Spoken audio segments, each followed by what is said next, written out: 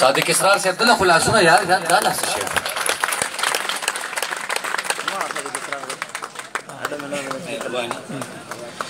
اعوذ بالله من الشیطان الرجیم بسم الله الرحمن الرحیم اول یو څو شعر او بیا یو نظم وایم که اجازه وي وایي چې په بې دردۍ دا پښتانه په کوم ازار قتل شو ډېر ښه دی په بې دردۍ دا پښتانه په کوم ازار قتل شو واړه زاړه پیغلې ځوانان چې وار په وار قتل شو ډېر ښه دی ډېر او د میندو غېږې پې سپېرې شوې جاړې سر شو کوي د میندو غېږې پې سپېرې شوې جاړې سر شو کوي چې بې قصوره ماشومان شو د ویزار قتل شو او نه یو دوه درې دي نه سوونه په زرګونو لاړل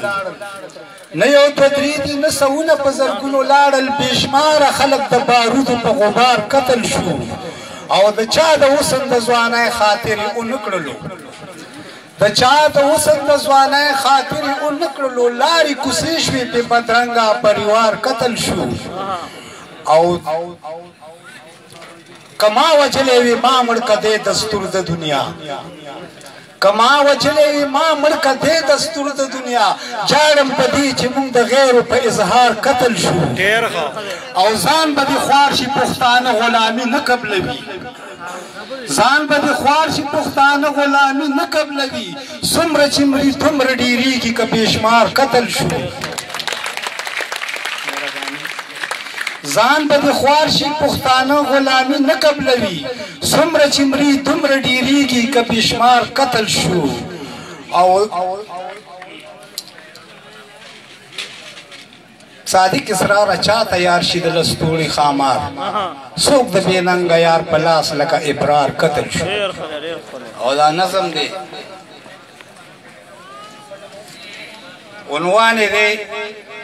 بغاوت پکار دی بغاوت پکار چې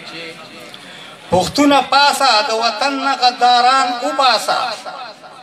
پښتونه پاسه د وطن نه غداران وباسه باغ بدرنګ کو تی بدمخي د ازاغان وباسه پسرو لمبو کې سوځېدونه مظلومان وباسه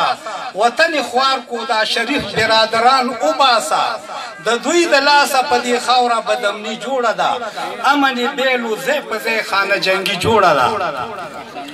او دې ظالمانو هر څه لوټ که څه پروایي نشته لافې لګیا دي لوټ کوي ویره د چای نشته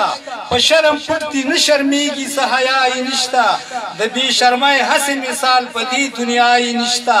نو دا ظالمان به د ګریوانه رانیول غواړي اوس د کام دولت به یې د خېټې راویستل غواړي اوس او دا سیاسي خلک په ښه باندې د چا نه راځي چې د کام غوښې خوري په هغو کې حیا نه راځي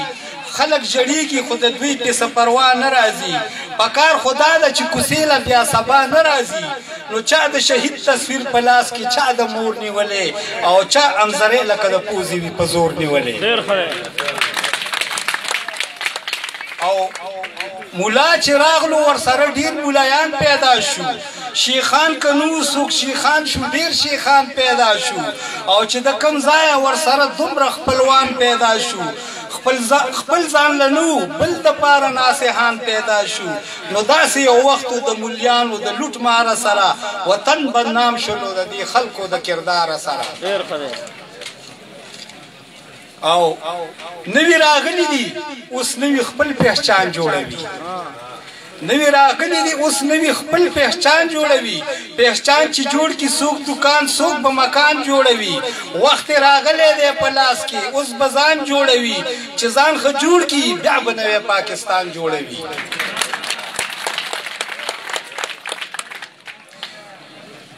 اچھا نوی راغلی دی اوس نوی خپل پہچان جوړوي پہچان چې جوړ کی څوک دکان څوک به مکان جوړوي وخت راغلی دی وخت په لاس کې دی راغلی اوس به ځان جوړوي چې ځان ښه جوړ کي بیا به نوی پاکستان جوړوي نو زاړه سپیرو ایزیلوډې جنازه وویسته شامت راغلو د وطنه یې غله وویسته